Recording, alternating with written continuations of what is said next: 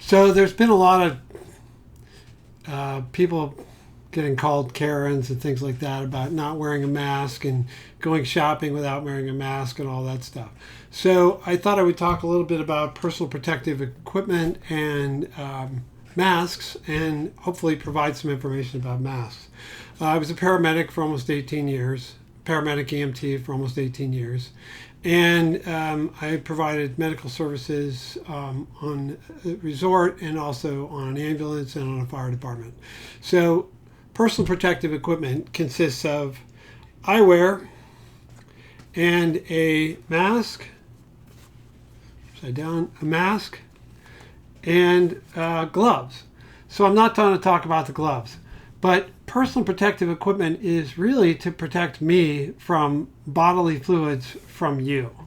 So it's to keep it out of my eyes, it's to keep it out of my nose, it's to keep it out of my mouth. This is really to protect me.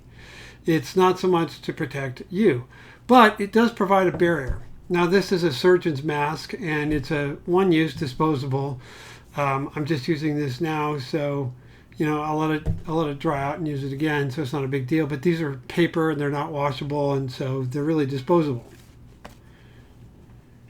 You can walk around with protective eyewear and protect your glasses, sunglasses, regular glasses, and all that stuff, and keep COVID drops out of your eyes, and do that. That's fine. That's really personal choice. Most of it is respiratory, so you really don't want to get it in your air. The other masks are that people are getting, and they're common, are cotton masks or some fabric mask.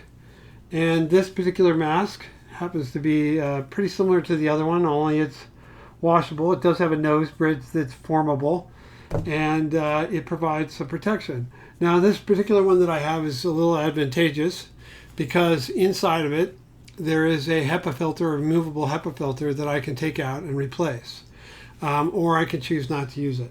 So again, this provides respiration, some protection, and barrier, and you're not rebreathing CO2. I mean, the amount of CO2, I live at 6,000 feet. The amount of CO2 that you might increase is not, unless you are have COPD or some serious breathing disorder, the amount of CO2 is not going to cause you to have a breathing problem. And then there are some other masks. This particular mask has valves on it, two-way valves on it, or one-way valves on it, and it has some screening mesh to wrap around it, and it has a filter that goes over my nose and mouth, and this is a HEPA filter.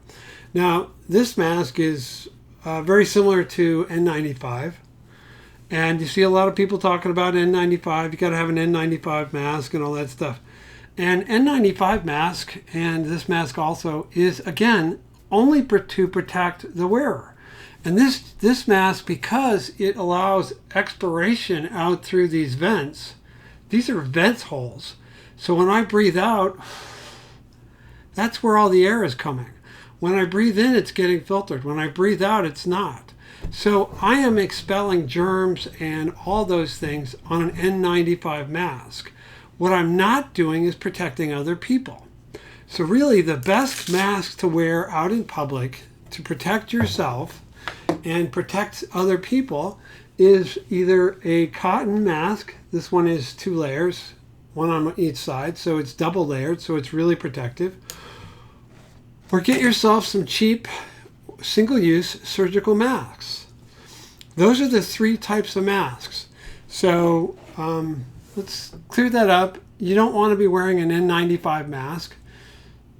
There is a mask that I chose not to wear that we wore on the fire department and also during construction, and that is a fully filtered with the 2 containers on it that filters out all of the particulates, has a 4-stage filter for particulates and then carbon filter, and really is during construction was to prevent breathing in of asbestos or anything like that. And it is again, it has to be sealed and all that stuff, and I chose not to wear that, and pretty much you're not going to see anybody wearing it. So I hope that helps clear up some of the mask confusion.